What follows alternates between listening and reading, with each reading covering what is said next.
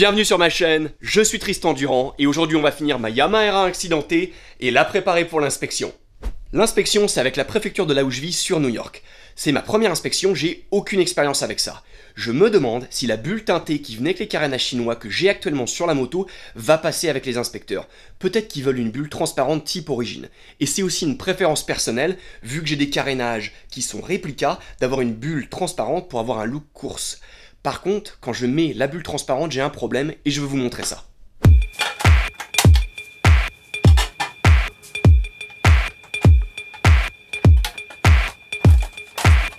Donc mon problème, il est ici.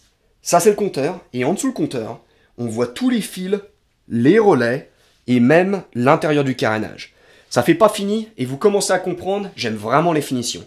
Donc d'origine Yamaha, qu'est-ce qu'ils font? Ils ont un autocollant noir mat, ici, qui masque tout, avec leur logo. Il est très joli, mais cet autocollant-là, il est beaucoup trop cher, je ne veux pas l'acheter. Donc j'ai deux options. Je pourrais peindre, ici, pour vraiment cacher tout ça, ou je pourrais me faire mon autocollant moi-même. Et puis ensuite, je peux choisir différentes couleurs. Ces carénages-là, ils sont majoritairement blancs, gris, avec une touche de noir. Si je fais du blanc, les lignes agressives Yamaha que j'ai là, que j'aime beaucoup, je vais les perdre. Parce que ça va complètement se mélanger, se fondre dans le blanc qu'il y a autour. Et le gris, en fonction de l'angle qu'on prend sur la moto, de temps en temps, il ressemble vraiment au blanc, donc ça va être le même problème. Donc je ne vais pas être original, sur ce coup-là, je vais faire du noir ici. J'ai vraiment évité au maximum le noir brillant sur la moto, donc je vais continuer comme ça, je vais garder du noir mat, et donc je pourrais peindre ou je pourrais faire l'autocollant. J'ai décidé de faire de l'autocollant, parce que j'en ai jamais fait avant. Donc j'ai acheté du vinyle, que je vais couper là, comme ça j'ai pas besoin de peindre, et je garde la bulle intacte si jamais ça me plaît pas.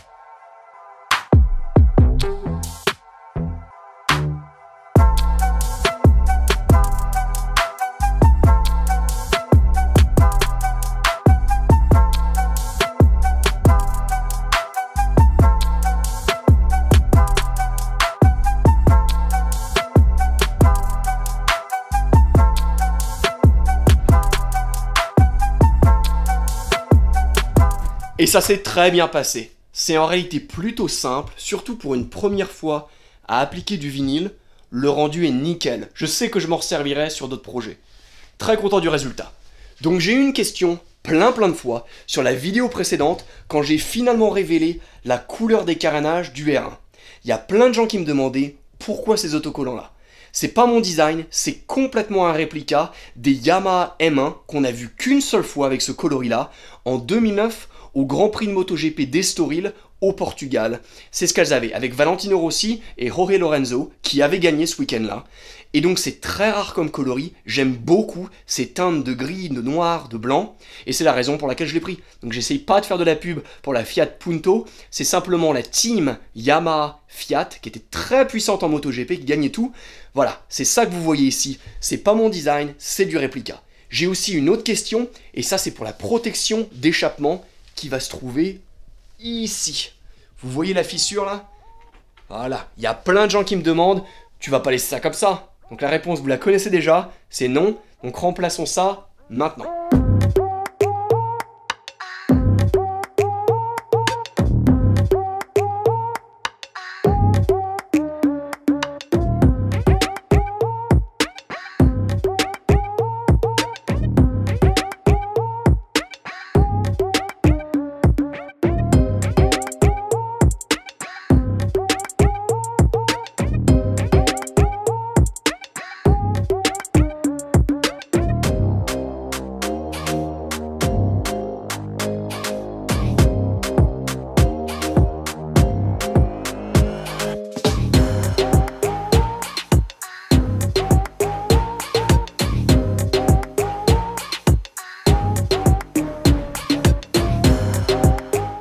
Et c'est bien mieux maintenant. Vous m'avez vu utiliser du rénovateur plastique, ensuite du céramique, juste pour m'assurer que ça sera durable dans le temps avec une belle finition noire et brillante. Maintenant, ce que je peux faire, c'est m'occuper de mon revêtement de selle.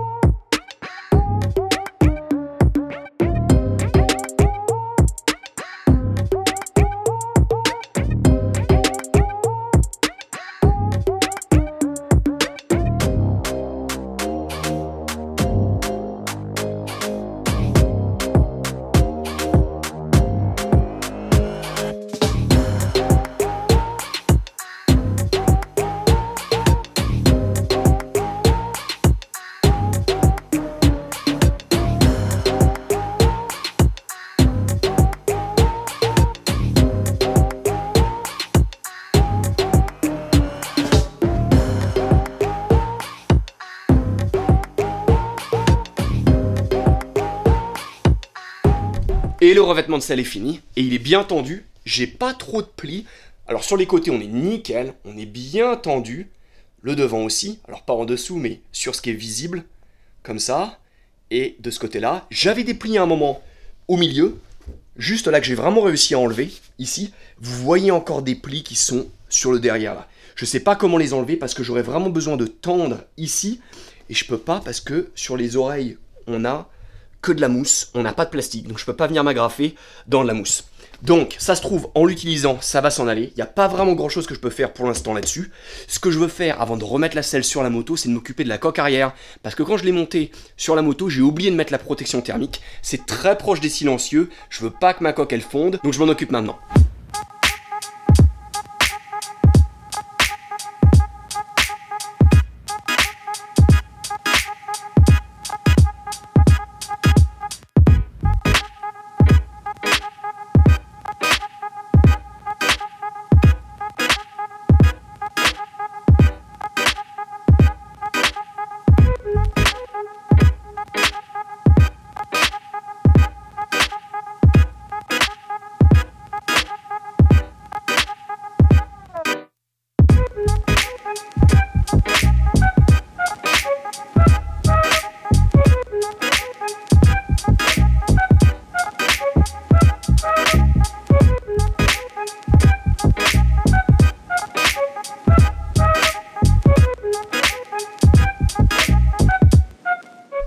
Et la protection thermique est sur la coque arrière, de cette façon, elle fondra pas.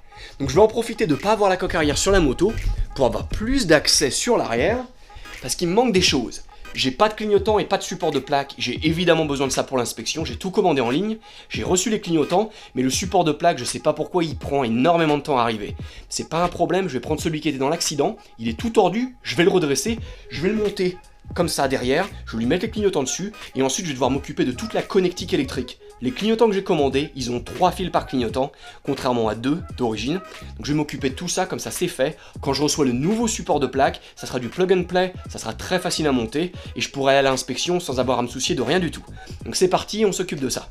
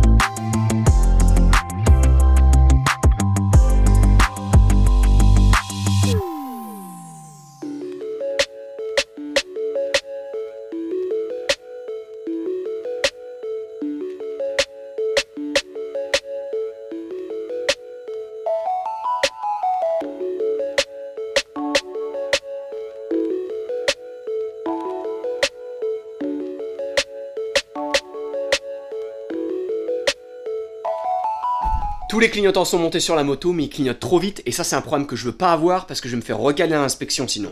Donc c'est un problème très commun quand on met des clignotants à LED sur une moto qui d'origine a des clignotants à ampoule, on va avoir beaucoup moins de résistance dans les clignotants, et si on garde la centrale clignotante d'origine, elle va débiter trop rapidement.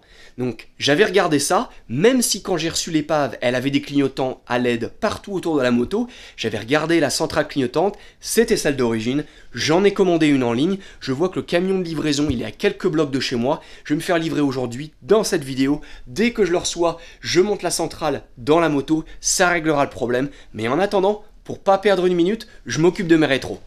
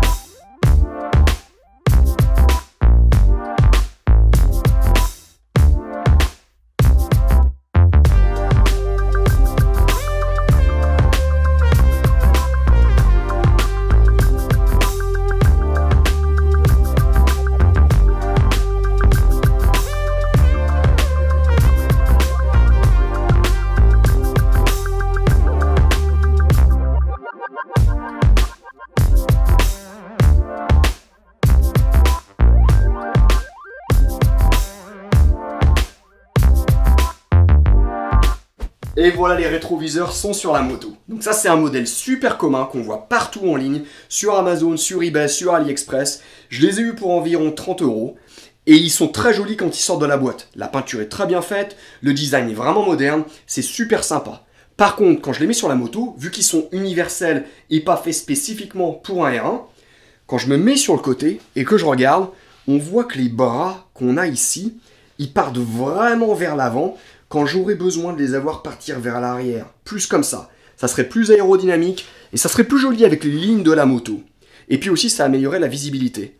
Mais j'ai pas de pivot ici. C'est ce dont j'ai besoin.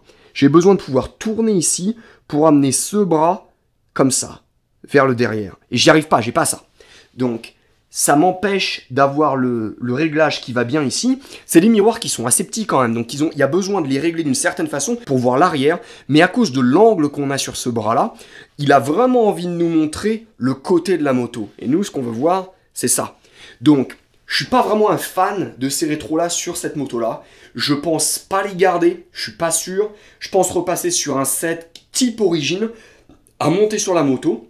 Ce que je vais faire pour l'instant, c'est changer celui-là avec un autre modèle qu'on voit partout en ligne pour vous montrer à quoi ça ressemble sur un R1.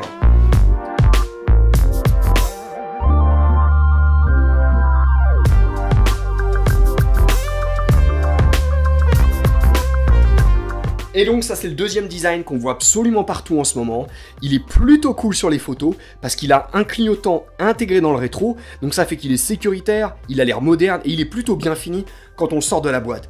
Par contre, quand on monte sur la moto, encore une fois, j'ai des petits problèmes avec celui-là. Donc le premier, c'est avec le fil qui alimente le clignotant, il passe sur le côté comme ça. Donc ça serait vraiment bête d'avoir un fil comme ça qui frotte sur le carénage et qui fait une finition absolument horrible sur une moto comme ça. Il pourrait avoir un design différent avec un fil qui passe à l'intérieur ici, peut-être dans une des vis qui serait creuse pour arriver en dessous et vraiment être dissimulé. Mais c'est pas le cas, donc vraiment ça serait bête d'avoir ce fil comme ça. Mais le deuxième point, qui est vraiment le point majeur, vous pouvez vous en rendre compte, c'est absolument horrible sur la moto parce que ça part complètement vertical. Et ça, c'est dû au design du rétroviseur et le design de la moto. La moto, sa surface d'assemblage pour le rétroviseur, elle est vraiment horizontale, ici. Et lui, ce rétro-là, il est fait pour une surface d'assemblage qui serait vraiment inclinée, presque verticale, parce qu'il est rigide ici, et donc il part presque droit. On voit qu'il a légèrement un angle, mais il part presque droit. Et donc voilà ce que ça donne sur un R1, c'est pas joli. Si votre moto, elle a une surface d'assemblage comme ça marchera pas si c'est horizontal. Ça doit vraiment avoir beaucoup d'angle, être presque vertical, sinon vous allez voir votre coude, peut-être votre épaule, et ça ressemblera à ça sur la moto. Donc lui, je vais l'enlever, et je vais passer à ma centrale clignotante pour avoir des clignotants qui fonctionnent bien.